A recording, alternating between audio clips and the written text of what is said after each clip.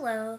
Basically, in chapters 4, 5, and 6, I learned that verbal behaviors play a big part in your speech. Verbal behaviors can be things such as, talking with your hands, motion moving, all of the neck rolling, all of that, all of this. That can be very, very, very tricky when you're dealing with the speech. And you don't want to do that because verbal behaviors, if you do them the wrong way, they can take away from your speech, and you don't really want that. Say you've looked the part, you've dressed the part, you've rehearsed the speech for hours and hours and hours. You don't want something such as a behavior to play a big factor in what you're saying. Therefore, your audience isn't going to really pay much attention to you because you're doing all of that, especially with talking with the hands. That's a big verbal behavior that I feel like can get people off cue, and you really want to work with that.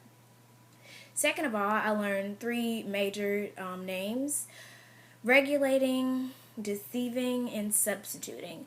Substituting is when we simply use oral responses in place of what we really need to say, and you don't really want to do that either, because say you're trying to say something and that's not what you really meant. That's substituting for, hey, I'm just going to say that and then throw people off. No, say what you actually mean. Deceiving is when you throw off signals and cues with your hand, like say I'm going like this or I'm doing that, and that's not good because you could just say what you're saying. Everybody go left, everybody go right, and that could be simply done and over with. So, just keep it simple and straight to the point. No need to be deceiving, and no need to simply throw out slanderous hints that aren't needed or aren't necessary. That's not needed. So you don't have to do that either.